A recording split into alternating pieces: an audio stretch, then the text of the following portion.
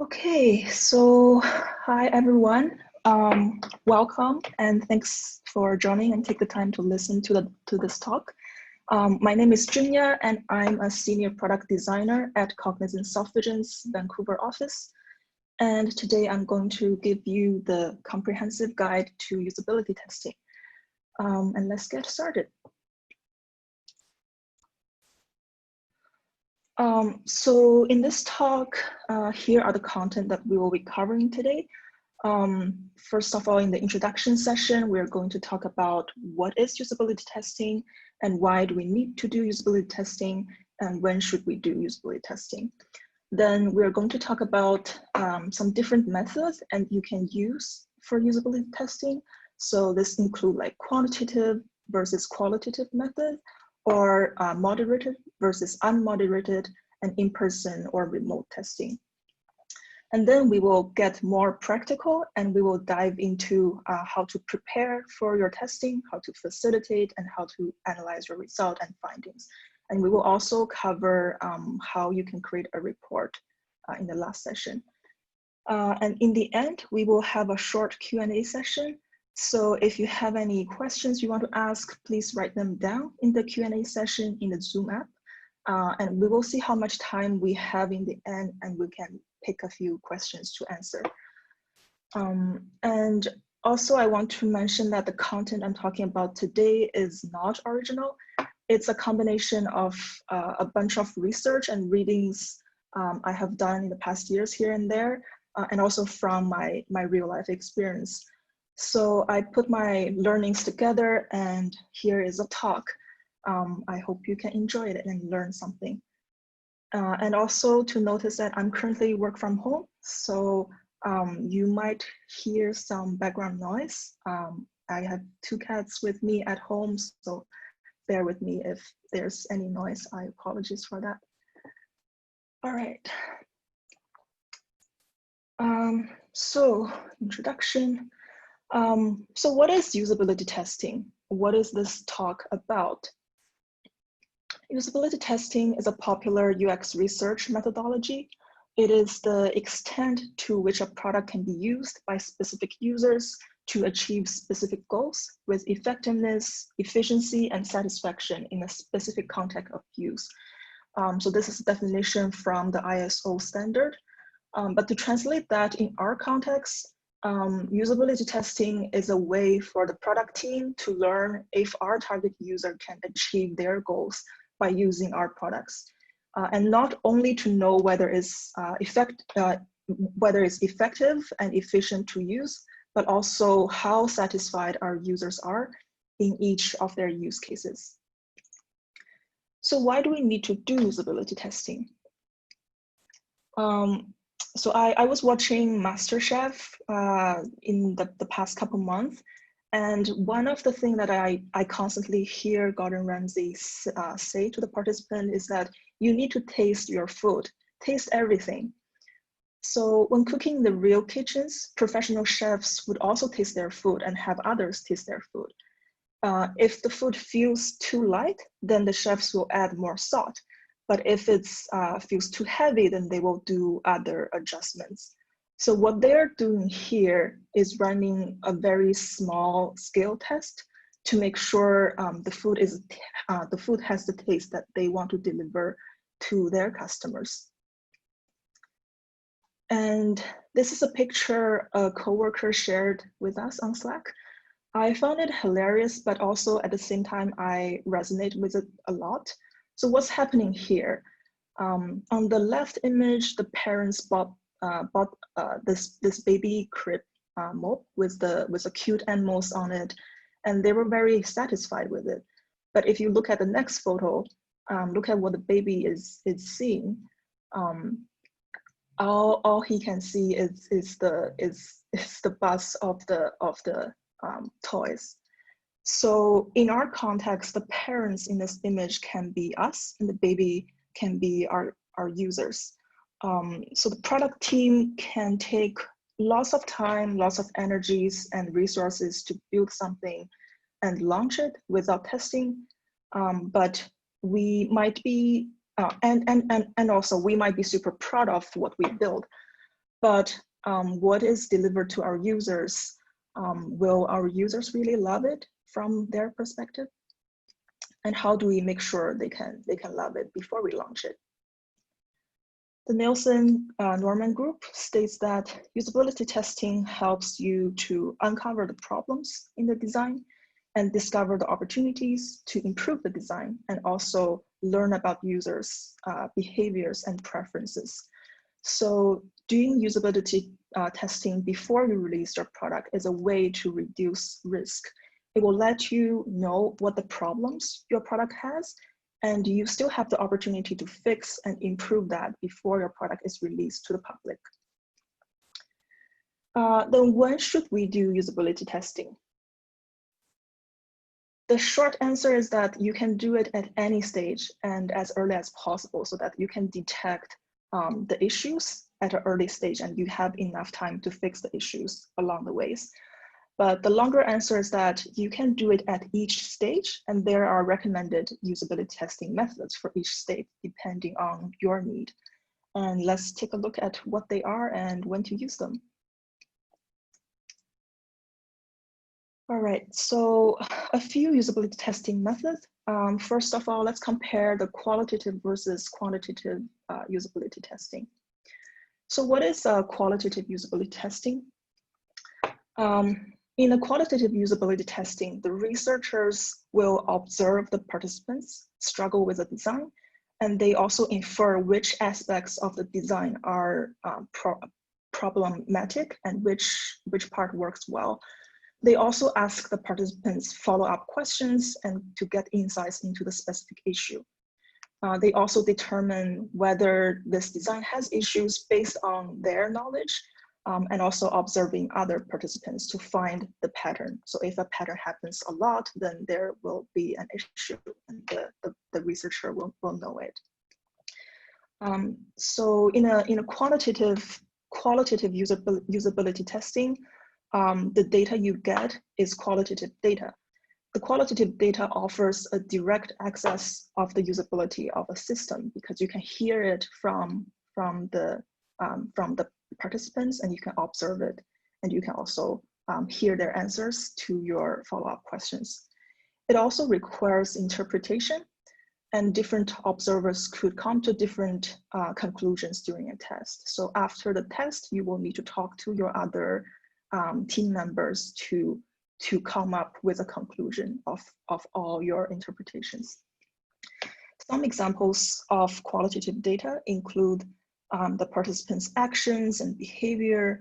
This will be from your observations during the testing session, and also the participants' comments and feedbacks.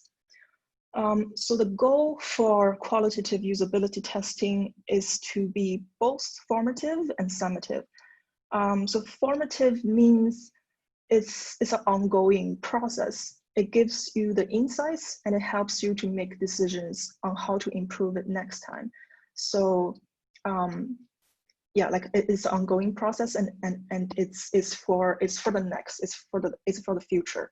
But summative is like evaluating the end result, and it's good for comparing different designs, and it's good to use at the end of the session. So usability, qualitative usability can be both formative and summative. You can use it to identify the usability issues and find solutions for future. And you can also gather insights to inform design decisions. The advantages for qualitative usability testing is that it answers the questions about why and how to fix a problem. It also helps you to get a more in-depth conceptual understanding of why some trends occur. And it's also flexible so that you can adjust according to the team's needs, because like when you're doing the testing, if you hear anything, then you can ask more follow-up questions to get into more details. But it also has limitation, and it could be very time-consuming for the researchers to organize, to facilitate, and also to organize all these qualitative findings, because they're not data. That's something that's easy to organize in a table. It's mostly like comments and behaviors that you have to take the time to organize that. So when is the good time to use it? You can use it anytime. You can use it at the beginning of your design session. So for example, before you even redesign a website or an app, you can use it to identify the main problem of an existing design so that you know where you can improve. You can also use it during the design process to iterate on your design, and you can use it several times before you get to the final stage. You can also use it at the end to evaluate your redesign or your design of the final product before you launch it. And because qualitative usability testing is more contextual and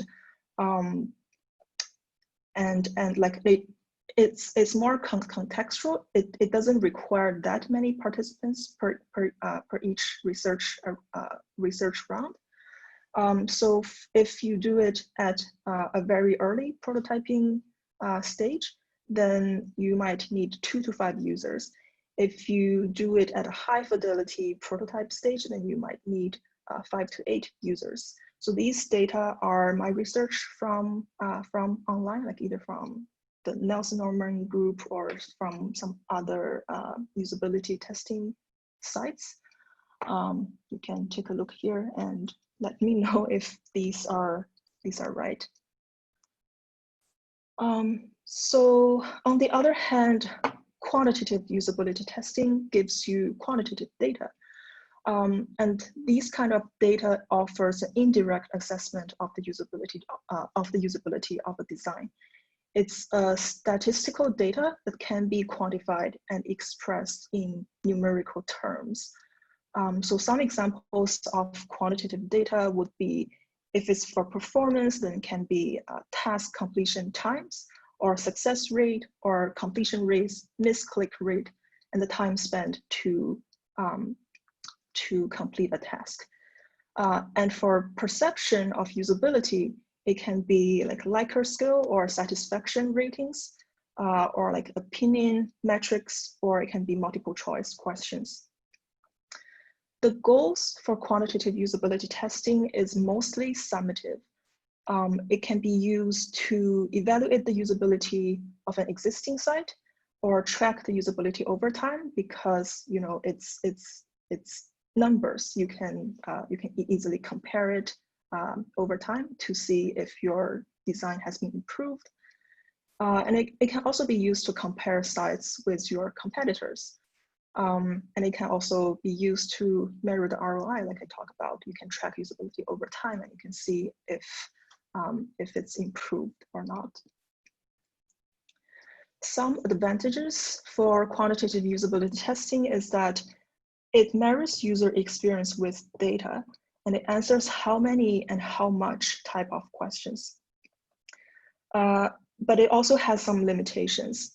Because the metrics are statics, it's not insights, so it can be hard to interpret it to interpret without a reference point or context. So for example, if in your report, if it says 60% of users has completed this task, other people won't know if that's a good thing or a bad thing.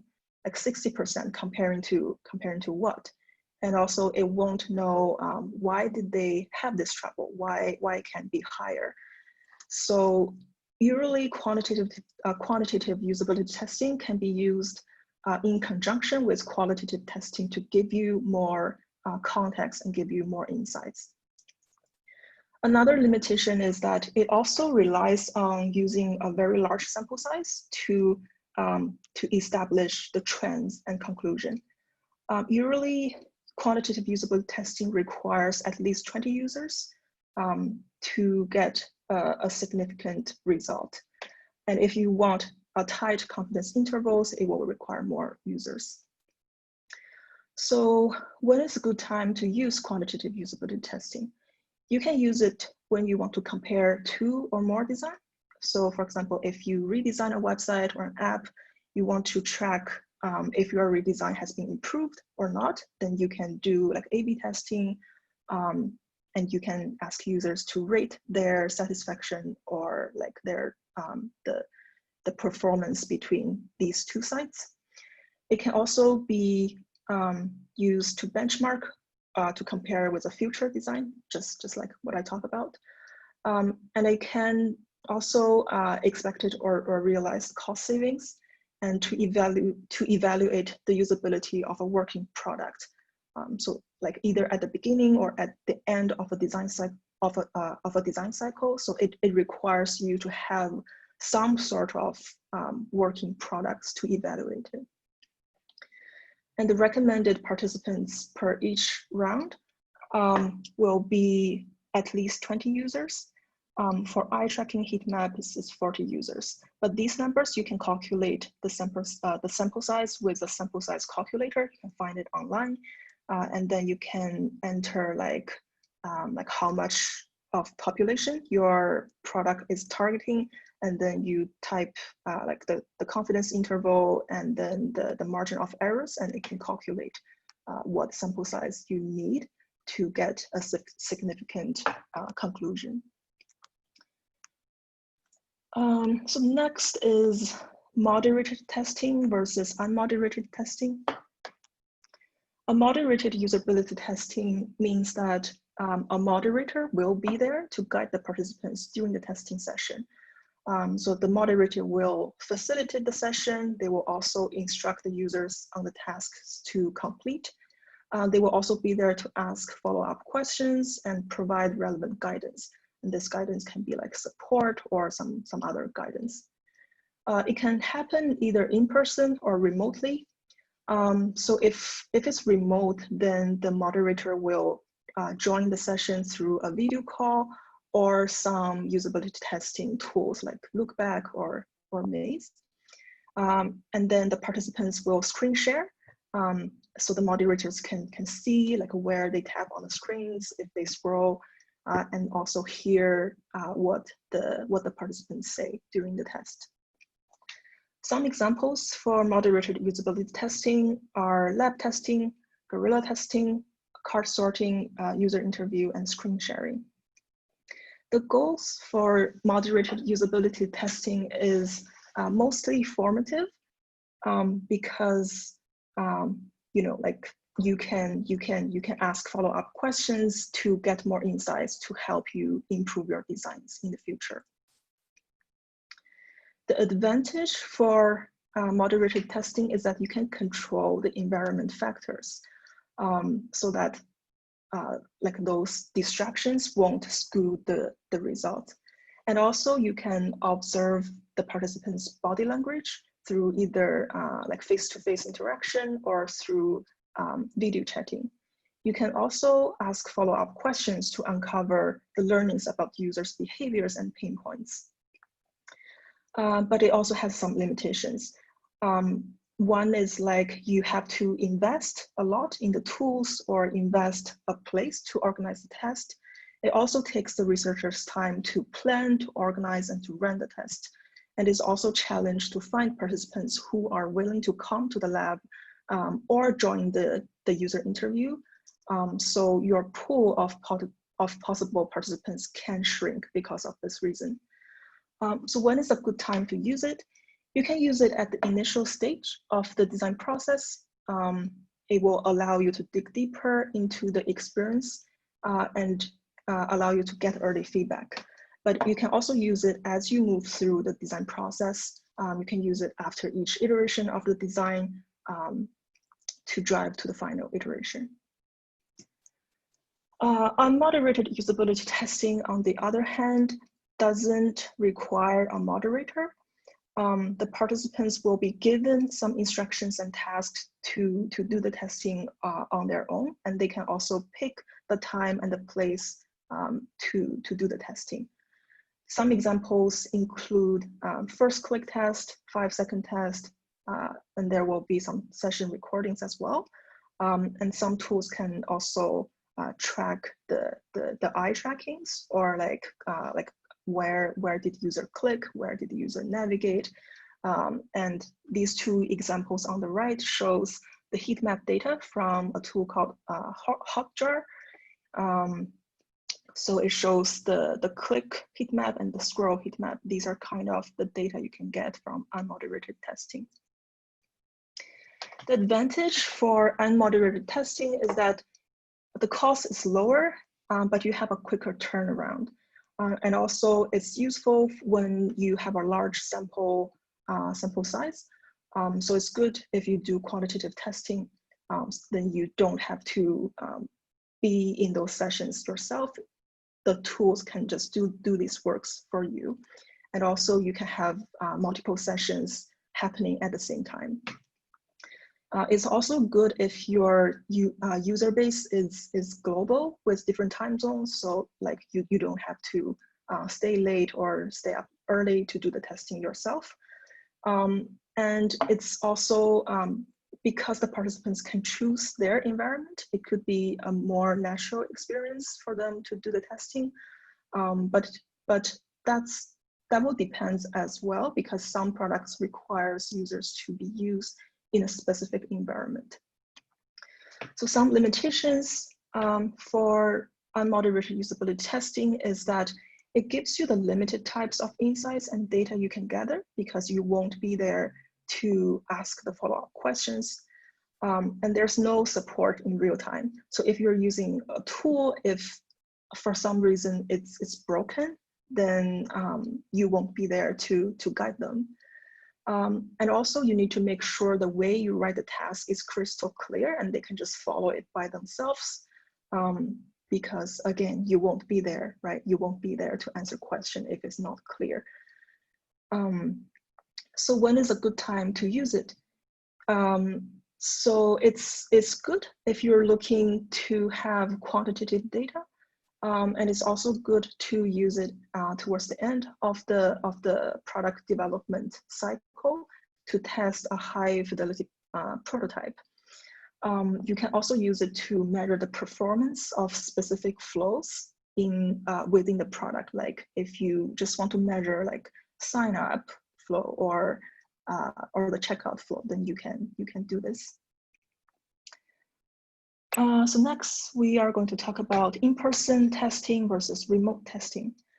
What is in-person testing? In-person testing means that the real participants will be invited to an office or a lab, and then the researcher will set up the test and give the participants some tasks and scenarios to perform, and the researcher will observe it, will take notes, and also will guide them through the sessions. The advantage for in-person usability testing is that it's more organic when you're sitting next to your participants and you can observe their body language. It's also easier to get a sense when they're struggling or not.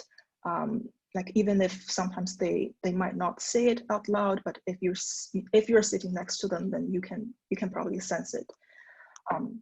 And some limitations would be it's less efficient if the target audience are spread globally. So it's not realistic for you to travel to multiple countries just for this testing.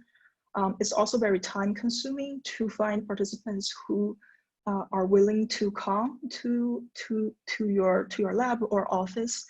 And it could be hard to arrange the testing session in a time that works for them. And also the participants' behavior might be different if they're in an unfamiliar environment. So that can possibly skew the result as well. And also because it requires like travel, then participants has a higher rate to not show up. So when is a good time to use it? You can use it at any time during the design process, but because of the high budget and because of how much time it takes for you to prepare for it, the best time to use it would be at the very early stage so that it can't be easily replaced by a remote testing. So if you use it at a very early stage, you can identify the most critical needs by talking directly to them. You can also validate your early assumptions, and you can use like paper prototype as well.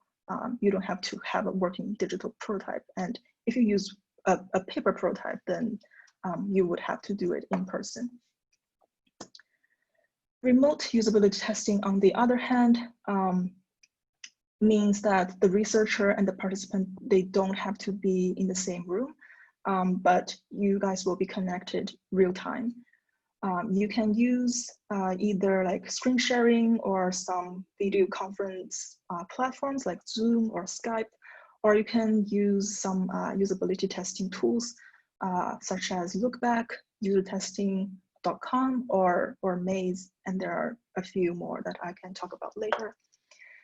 The advantage for remote usability testing is that it's a broader and diverse population to recruit. It's also very convenient for the participants and for you as well, because there's no travel time. And because of that, the no-show rate is also lower than in-person testing. It also works well when you're doing quantitative testing or when you need to get the data from a large sample size. Because some tools, they can just track these data for you and you don't have to manually take notes of them. But it also has a limitation. You will have less control over the testing environment because they will just pick the place and time that works for them. And users might also experience distraction if they're using their own device. Like if they haven't turned off the notification, then that will show when they are performing the task, and that might distract them. Another downside is that if there's any like technical issues, then it could be hard to troubleshooting that when you're not with them. Like if their Wi-Fi has issues and they can't even hear you, how could you troubleshoot, right? So it might request another person who are sitting next to them, or like you might have to find other ways to troubleshoot that. All right, so those are the usability testing method we have covered, and now let's be more practical and let's dive into how to prepare for your usability testing.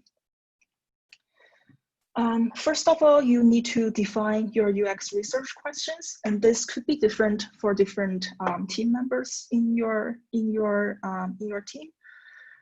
So like your researchers, your UX designers, the product marketer or the product manager might have different questions they want to test.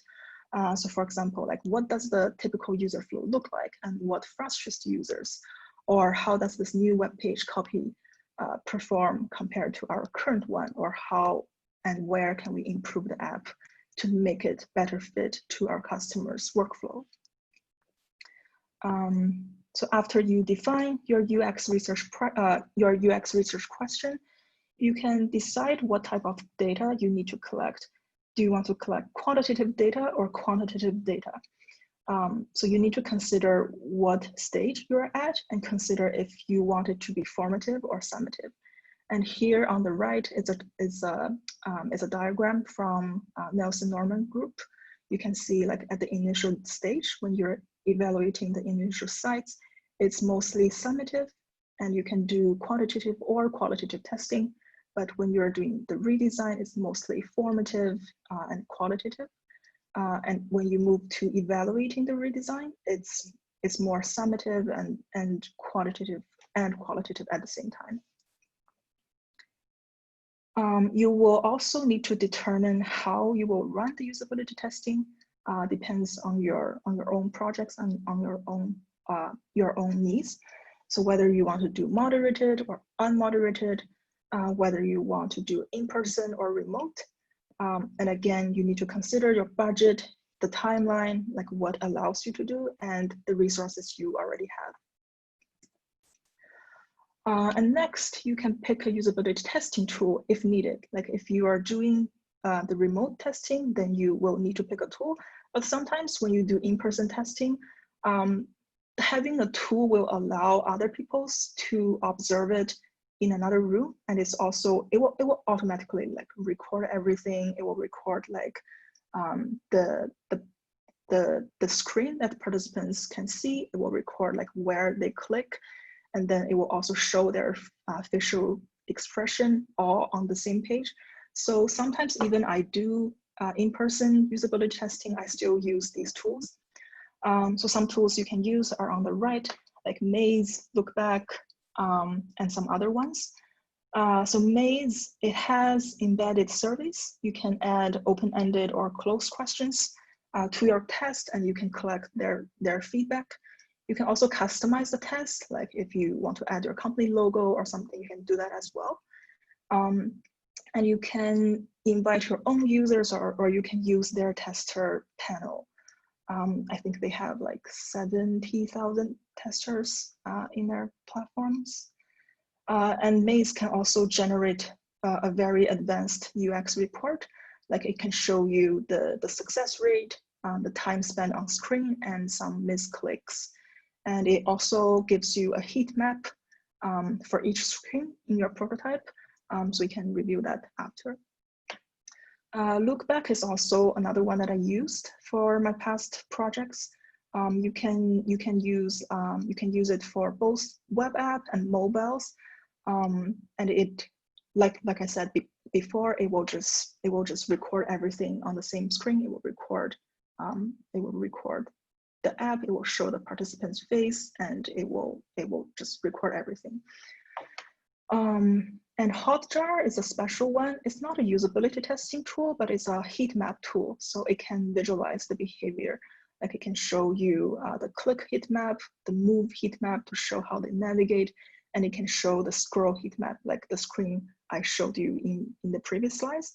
You can see where the users scroll, like if they just scroll to a certain place and they stop scrolling. So you might want to adjust that. But a tip for you, you don't have to like pay super expensive price to do remote testing. Some video conference tool can works well as well. Like you can just use Zoom or Skype to do your testing. You can still ask the participants to share screen, and you can view their facial expression, and you can ask follow-up questions as well. So next would be screen and recruit participants. And there are some tools you can use like Calendly, Doodle, Typeform, Airtable. Calendly and Doodle are tools designed specifically for this purpose. But Typeform, I think it has integration with Google Calendar. So you can try that as well. And Airtable would be like, if you use the Airtable form, it can also attach those responses to the Airtable, and you can use that to schedule your sessions as well. And the next would be, you will need to write the testing scripts and your task and questions. The scripts, you can find multiple templates online. It's basically it's basically something you read to the participants before you're officially starting the testing session, to let them know like the introduction, like why you're doing this testing, and then you're testing this app, not them, and then yeah, just to give some background information. And for the scenarios and tasks, I have this example on the right. This is how I usually write the scenario and task. So on the top, I would write like this category or this section I want to test. It's just a reference for me. And then I would write the scenario, and then I would write the task. And I would also print out this scenario and task section and hand it to the participants so that they can read it, just in case you write it too long, so they can still have something to read. And after that, I will ask some follow-up questions. So the example here, as you can see, the first one, would be asking them to rate the experience. So this one would be quantitative data. And the next one is more qualitative and ask them to speak, and you can get more insights. You also need to prepare for a lot of logistics, and if you have someone to help you do that, it will be super, super great. So if you do in-person testing, then you would sometimes need to prepare for some snacks and incentives to thank the participants for their time and effort to come to our session. And you will also need to prepare the NDA form so that they won't tell the content of this testing to other people. And also consent form to allow video and audio recordings. And as I said, I would also print out the scenario cards and rating cards so that participants can read. So on the right is example of the consent form. You can state like what the study is about, and then the thing I like about this example is that on the bottom section you can see there are 3 check marks. There are 3 checkboxes for the users to check. So they can partially check some of them and leave the other blank. That's totally fine. Like if they didn't check the recording one, then you probably won't be able to record that. So after preparing, it's time to facilitate the usability testing. And it's usually in 4 different sections: greeting, pre-testing questions, then you give them the scenarios and tasks and ask follow-up questions. This will take the longest time. And then after that, you can ask some post-testing questions as well. So this time here is based on example of a 60 minutes usability testing session. That's how I usually would break down the time. So greeting, when they come or when you meet each other online, you welcome them. You can read your testing scripts as an introduction to make sure you cover everything. And you can also ask the participants to sign the forms if they haven't already. But if your usability testing is very tight on time, then I would say ask them to do these things beforehand, so it saves you sometimes in the testing session. And if they allow you to record, then you can start recording. Then you would ask a few pre-testing questions just to get some demographic information and background information of your participants.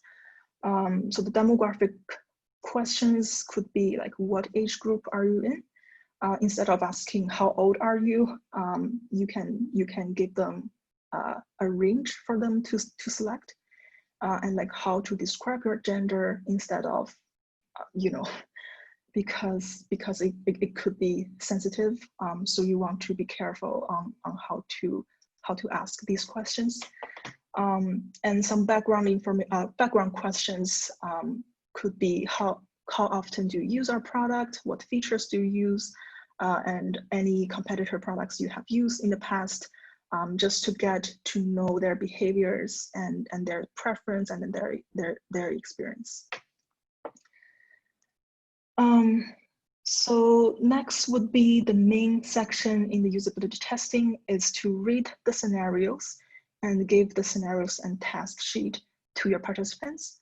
And while they are performing the task, you observe them, you take notes, or your partners take notes. And after that, you can also ask follow-up questions to get more explanations and insights when needed. So on the right, you can see an example. This is usually how it works. You give them a computer to do the task, and you sit next to them, but you can still view their screen on your screen, and you can take notes as well. So some tips for asking follow-up questions would be, you want to avoid asking leading questions or have adjectives in the questions. So some bad follow-up questions would be, what made completing this task a good experience, right? This is a leading question because you assume it's a good experience. Or like, how simple and clean was the interface? When you say simple and clean, you kind of let the users, let your participants think that way, and it could affect it could affect the result. You would also avoid yes or no question, like, was the language in the mobile app clear and straightforward? They might just say yes or no, but you want to get more insight, so you would avoid yes or no questions. Another thing is to be a good listener. So when they are speaking, don't interrupt them. You can just nod, you can smile, you can nod. So show your respect, don't interrupt them, and also be very neutral and don't put words in their mouth. So sometimes if they say, oh, I love this because of blah, blah, blah, and the researcher is very dangerous to say, yes, I agree with you. I also feel like blah, blah, blah. You don't want to say that, because if you say that, they might feel, okay, I'm saying this, and you agree with me, and it's not the purpose to do the usability testing, is to get their honest opinion instead of letting them think they can speak something to make you agree with them. So you want to be super neutral. You can nod, but be careful on what you speak. So after rephrasing these bad examples, it will be like, how was your experience completing this task? What do you think of the user interface? And how is the language used on this page? All right. And here are some more examples of well-written questions, like, what is your opinion? How did you find navigating to a certain page? And also, because you are in a moderated test, you can ask more questions when you observe something. So you can say, oh, I see that you did something. Can you explain why you did that? Or did you notice there's another way to do this? And why did you choose this way?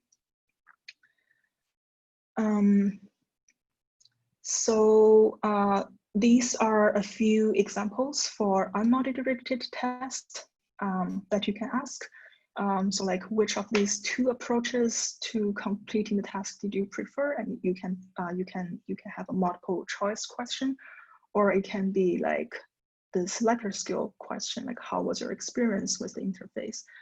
1 being something and 10 being something, and ask them to rate the experience. So the tips for unmoderated testing is to provide skill or multiple choice questions, so it's easier for them to pick instead of having to write long answers. Then after all the scenarios and tasks, at the end you can ask some post-testing questions, and these questions are more general than the specific question you asked in the last session. So if you want to get qualitative data, you can ask broader questions about the overall experience, or you can ask participants to suggest improvements and opportunities. If you want to get quantitative data, you can probably do something like this example on the right. This is a system usability skill. It will just ask the participants to rate their experience and provide the same scale for all the questions. And lastly, after you do all the sessions, you want to analyze your results and findings. So the way you take notes during the session can help you a lot when organizing the research data. There are many ways you can do it, and you can try them one by one to see which one works for you. But this chart on the right is how I usually take notes during sessions. I know it's very small, you might not be able to read, but you can still see like the general structure. So the first column is the scenarios, the task, and the follow-up questions that I wrote initially, followed by the columns for each participants in each column. So I will take notes I will take notes of their responses in the corresponding column. And the last two columns are the combined like research findings and recommendations or opportunities to improve the app. And I also use color coding to represent different kinds of findings, just so that it's easier for me to organize them later. So I use green for positive findings, red for negative findings, orange for behavior observations, and blue for opportunities or recommendations. So the good thing about this note-taking method is that it's very easier to compare the findings at a glance, just like this screenshot, and quickly detect where things went right or wrong. So taking a look at this screenshot, this row, you can see it's mostly positive findings, but this section has a lot of issues. And also because of the way I organize my test, then like a few rows would be a category. So for example, like these a few rows would be for sign up, and these a few rows would be like checkout process, so that when I scroll, I can quickly detect, okay, maybe sign up is good. Maybe I should improve on the checkout process. So some tips for you is that you want to group issues involving the same task together, just like what I said, like sign up and checkout, you want to group them together so it's easier for you to organize the data later. You also want to broaden the insights by grouping similar insights together. So for example, if users say, I could not find the support phone number, and they say at a later time that I couldn't find the email address, then you might want to combine them together it's hard for participants to find like contact information. You also want to keep a running tally for these issues to track how common these issues happens again and again. So something I did before is also, I can have another column that's like priorities, and it's based on how many times this issue occurs. And quantitative data analysis, on the other hand, you can organize it in your spreadsheet, and you can also run the functions depending on what software you use, like Google Spreadsheet or Microsoft Excel. There are functions you can run to calculate to get the more meaningful data. So for example, like if you know the number of participants who complete each scenario, then you might want to calculate the percentage, or you can calculate like average satisfaction, average time taken, something like that. And you can also create a chart to make it more visualized. So some charts could be like pie chart or donut chart, bar chart, or stacked bar chart, depending on your needs. And next, you might want to create a usability testing report. And these are the sections that you can include in your usability testing report. First of all would be a summary page that include what did you test? Was it a website or a web app or a mobile app? Like when, what date and time did you do the test? What's the duration? Information about the testing team, if it's a moderated testing. What tools did you use, and what is your research goals? What questions did you want to answer? And also, you can also have an overall summary of the main findings and results. So example on the right is like 72% of participants, blah, blah, blah. So yeah, this could be the main findings that you want to emphasize. So if someone don't have the time to read the full report, they can just read this one page. And sometimes this page is called executive summary. It's just for those busy people to read one page and get an overall view of your testing result. Next, research methodologies. You want to include what usability testing method did you use? What screening method did you use? How your participants were selected, and why did you select these certain target users? And what data did you collect? And what is the participants' information? How many participants did you recruit? And what is their demographic data? And sometimes for some of my past project, it can have different user groups. So you might want to say like the number and the information for each user group. And next would be you want to organize the testing results and findings. This would be like you will want to describe how you have organized these data, how you analyze them, and you can include the qualitative and quantitative data that we talked about in the last couple slides. You can group your findings into major categories to make it more digestible. So for example, you can have an overall page showing some data you have, then maybe for each section, like sign up, what's the issue, what went well, and some quantitative data if you have them. And you can also have some quotes from the users as well. Then the next session could be the checkout session, and same thing. You can also include screenshots or video recordings to provide more context on the side to support your point. And also to mention that it's useful to report positive findings because what works well is worth noting, and you want to keep doing that. So on the right is an example of the things you can include on your page. So like it has quantitative data, it also has some quotes, it has the qualitative data as well, but it's just example.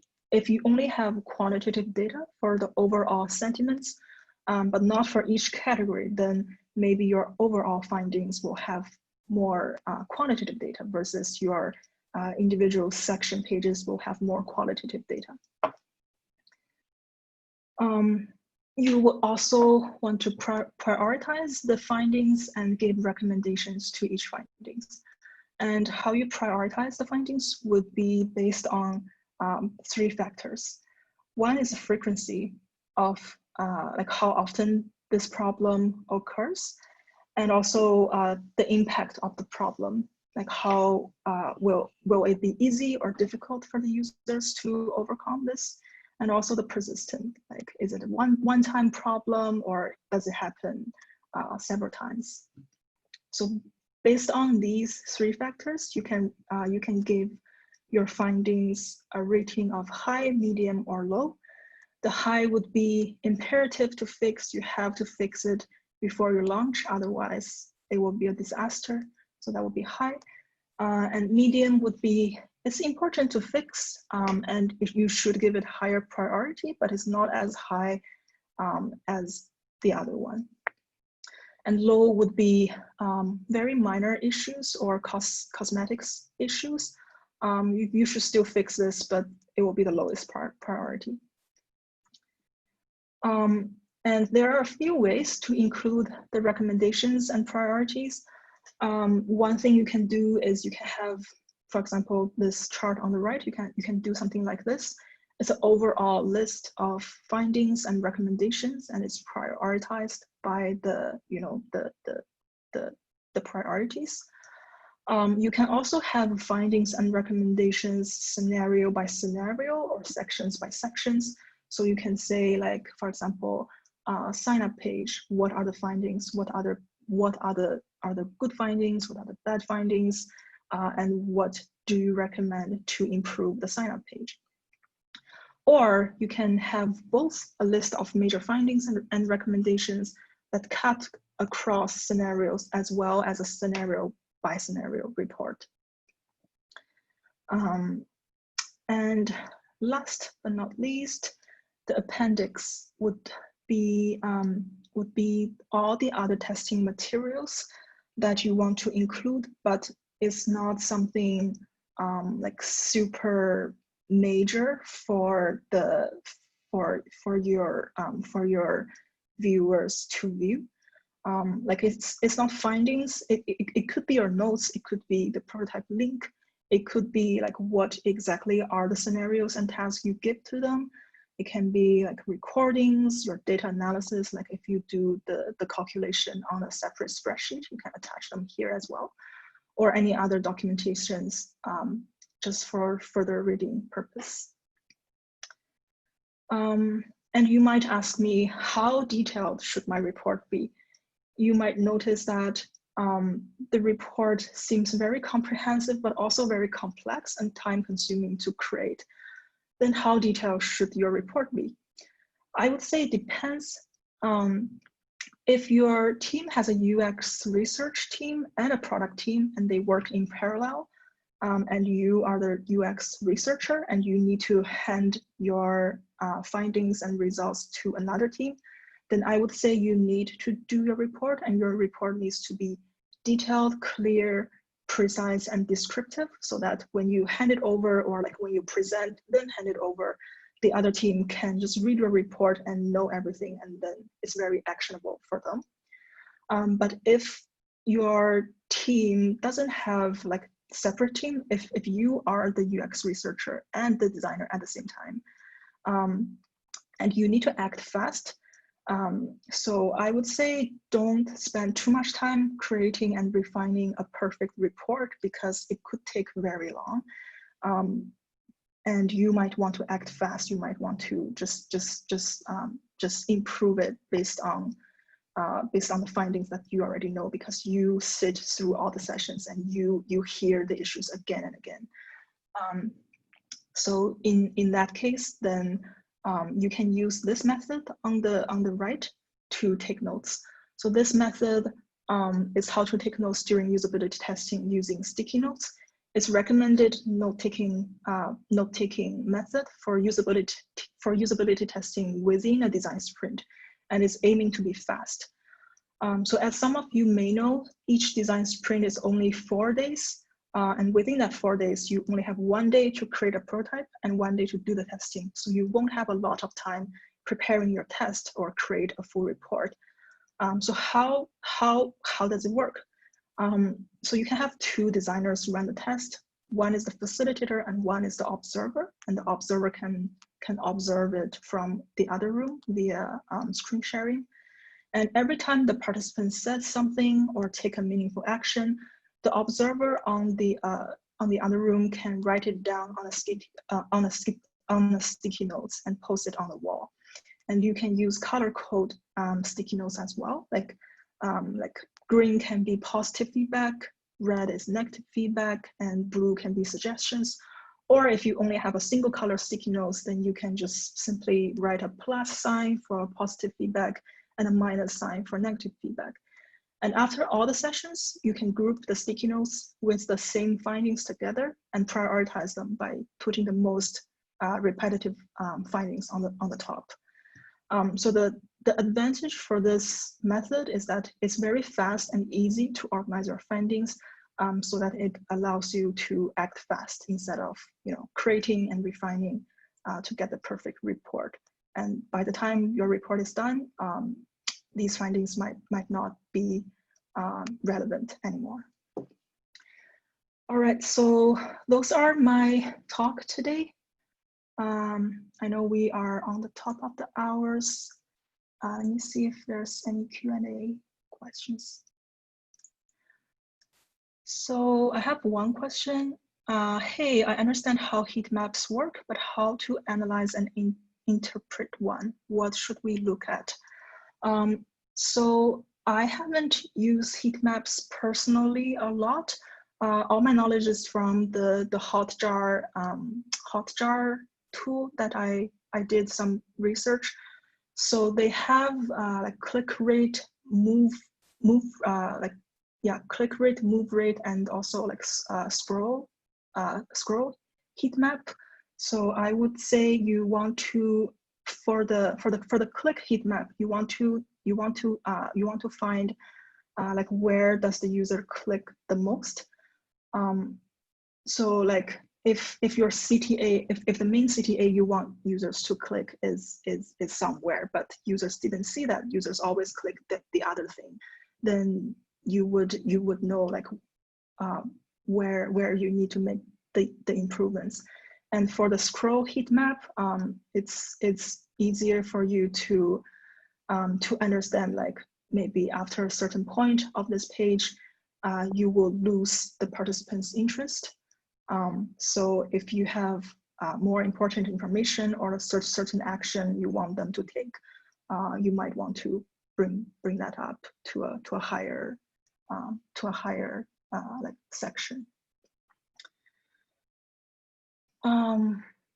All right, so these are the references for my talk, and thank you so much for joining the session. I hope you learned a lot.